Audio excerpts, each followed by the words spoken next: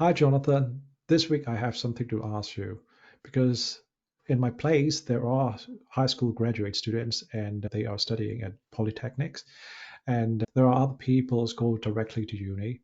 So, which course do they study? And meanwhile, the high schools are promoting to the university. If should the students should go and study architectural technologies or go to the university to study architecture? What is your preference and what are the justification? That's a really interesting question. There's actually a lot of parts to that question because there's something there is a reason why students go to university, and that's something that we can't compete with. And that is that they want to Hmm. get away from mummy and daddy and they want to enjoy the freedom of being an adult and being able to drink and party. And we can't substitute for that. So our course can never replace that party university atmosphere.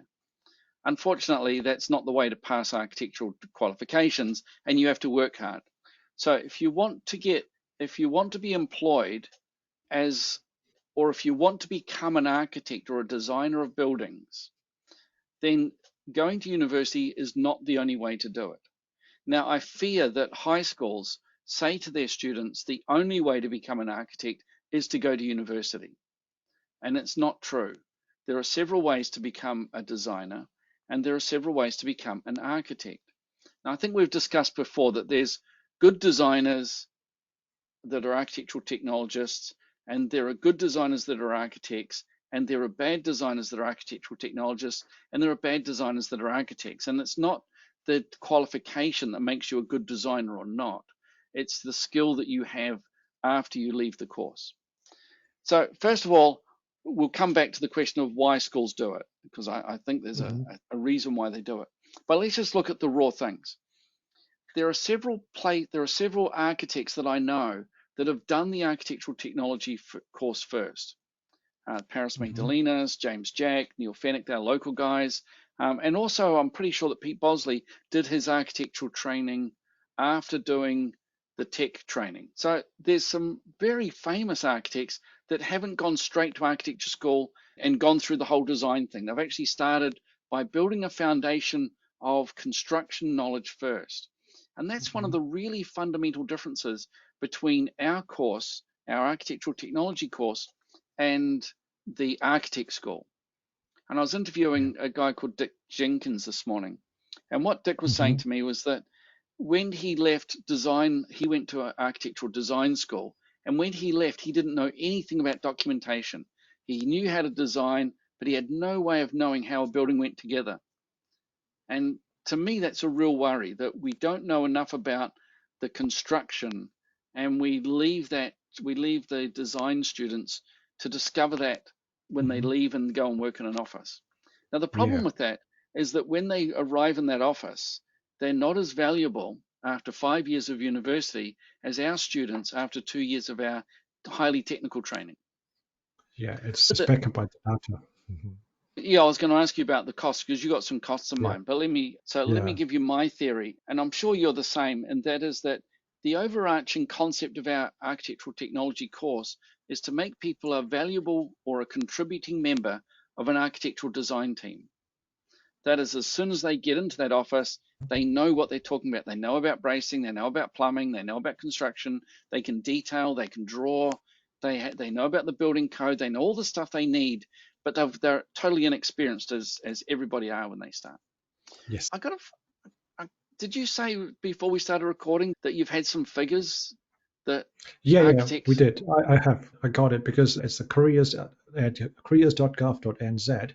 It says that architectural technologists are, or fresh grad of architectural technologists are higher. The salary of a fresh grad of architectural technologists are higher than architectural graduates, which is quite interesting because architectural graduates, they need to graduates in architectures, they need to study 5 years, and architectural technologists, they only need to study 2 years. Yeah, careers.gov.nz, and you can find their things, and you can find it out which who got what.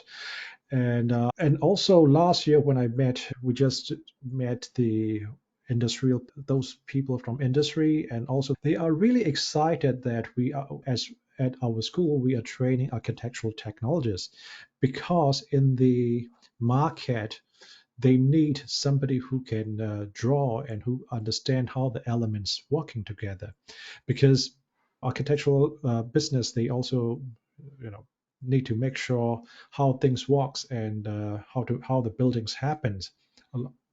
So architectural programs is, we emphasize so much on the concept designs and all the, for example, like sustainable or that kind of, it's too much advanced and too much theoretical. But architectural technologies is more practical. So and also according to them, if, because New Plymouth is a small country, a small place, and it's need to be more practical. It's not, we may not have too much fun like Auckland, right? So all the buildings are maybe smaller and definitely smaller than Auckland, and it's more practical, it's more cost conscious. So that because of that, these architectural firms, they appreciate more architectural technologies, which is more aligned to their business. And along the way, based on their experience, they can promote, they can become architectural, they become LBP design and etc., which is more practical. And I think you also did a research of studying architectural technologies at local technics and university as well, right? So can you talk about that figures? Yeah, so I didn't, I was really interested. I was looking at this website for the careers.government.nz. And so architectural technicians can usually earn between 70 and $125,000 a Yeah. year. And a senior Hmm. architect, now a senior architect is probably 10 years of training, 5 years of university, 5 years of in the office, or maybe even 8 years in the office. So it's a long time of training, and they earn between 110 and 140,000. So Yeah. our architectural technologists are not a long way behind an Hmm. architect. Now, Yeah. the other thing is that the work of an architect is not protected, only the name. Oh, you So can see that screen. It says a length of training, 8 to 10 years trainings required for yeah, architects. Yeah. And what about architectural technologists? 2 years. 2 years of training. So that means, which is more practical. And Yeah. also Well, you check the job opportunity is average for architectural technicians, so and I architect did not so some much. Not I did so some much. quick figures. Now, if you go to Yeah. Auckland University, the fees for the architecture school are just over $9,000 a year, and it's a 5 year degree. Now, Hmm. you do a 3 year degree to start with, but if you want to be registered as an architect, you have to finish the master's degree as well. So that's 5 years. Now, it's a master's degree, which means you need to write a thesis. So you have to do a lot of academic work. And I'm not very academic, so I think I would struggle to write the thesis. I did write one for my bachelor, but it's not the sort of thing I find natural. It's not the thing that designers find natural, writing Hmm. academic works. But anyway, Hmm. so we got $9,000 a year in fees. By 5 years, that's $45,000. Now, a student flat in Auckland, or if you stay in a hall of residence, which is normally only the first year, by the time you add food to that, it's normally it's roughly $20,000 a year in food and accommodation. Now, some of the houses in Auckland are charging $400 a room. Hmm. It's huge Yeah. amounts of money. So you might have to get a job. But if you didn't get a job and you just looked at the cost of the fees, it's $145,000 over 5 years. Now that used to be a mortgage. You used to be able to buy a Yeah. house for that. Now, that is Yeah. going to weigh our future down. So, our future leaders, our future employers, so the people, it's going to weigh them down for a long period. And they're going to have to work hard to make enough money to pay that back in a reasonable time. Now, if you go to Hmm. Polytech, come to my local Polytech, $16,000 in fees roughly over 2 years. Um, then work for the next 3 years. Our students where I live, we start around about $45,000 to $55,000 for a salary. Now, 45 is just over minimum wage, and I know people say, "But that's just over minimum wage. I can make more washing dishes." Hey, if you want to wash dishes, that's fine. Don't do our diploma, because we really need people that are passionate about doing architecture. People that are really interested in doing architecture are the ones that we really need here.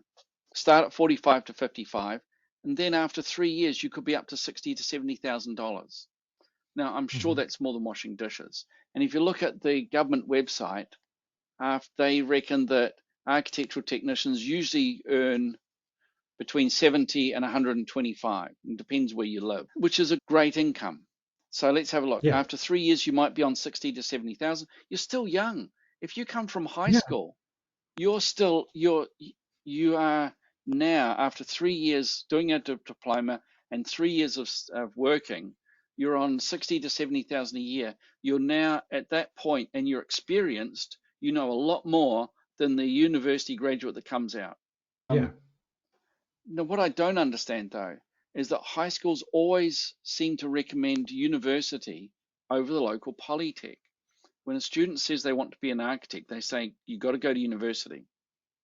Hmm. And I think that high schools always want to show how many students went to university, not how many students are financially secure, how many went to university, and not how many went to Polytech. And I think we Hmm. need to find a way of changing that, because if someone wants to be a tradesman, they don't go Hmm. to university to become a tradesman or a plumber. They go to Polytech, they get an apprenticeship, they start earning money almost from day one, and Hmm. they can put that money away, they can put that money aside. These are going to be our house owners and our business owners in the future. Yeah. It's more practical for our Yeah. case, Now, especially for our small city, which is going to the polytechnics, is more practical in a way. For example, like if you are living in Auckland and you don't need to rent a house, you're staying in your parents' house. For them, going to university is a bit more practical, I think. mm, yeah. Hmm. Don't forget that if you were trying to convince a student to come to, I had a conversation with a couple of students the other day, Yeah. and I said, you should come here and do your Polytech. No, we want to go to Auckland, we want to go to Wellington. Why do you want to go? We want to go for the university life. Mhm. And they want to Yeah. party, they want to drink, they want to get away from their mum and dad. There's Hmm. the Polytech can't replace that. We can't give that sort of party lifestyle. I just think there's such a cost advantage in coming, an income advantage in coming to the local Polytech. But the other question is, will the person who goes to Polytech get a better design understanding? Will they be able to design better because they went to Polytech, or will they be able to design better because they went to university? Now, if you're really good and you're a technician and you go to work for someone like, I don't know, Warren Amani, for example, Hmm. is it possible for them to train you to become a great designer? Absolutely. I think so because it's ad hoc training more. Yeah. That's how And it. I've Yeah. met someone from Warren Amani, and he's really enjoying it. They're really giving him extra training. They're giving him extra skills. They're giving him extra work. You know, they're it's almost as if he didn't say this to me, but when I look at what they're doing, it's almost as if they've got a plan for his future to become a Hmm. fundamental part of that organization, and they're giving him all Hmm. the skills he needs to move up in that organization and become a leader in that company. Yeah. Yeah. Now, So, does it matter that he went to the local polytech? Apparently not. And if you go to architecture school and you do a thesis, does that make you a great designer? Not always. no, it's And then just there's that writing. example with, Just. yeah. And then there's that example with Dick this morning that I was interviewing, and he said that it's just as important to be a documentation expert as it is to be a designer. Hmm. It's you shouldn't. His mentor said to him that you should be proud that you are bringing this building to life. The Hmm. documenter is bringing the design to life. Hmm. So be proud of it. Be proud. Yeah. Don't think that you're somehow less because you're not the designer. You're just Hmm. as important. Hmm. Yeah. So those are my thoughts. And I looked at the cost and I was like, oh my goodness, it is so expensive to go from Yeah. here where I live. I didn't notice that because I only noticed this when you did the research about the cost.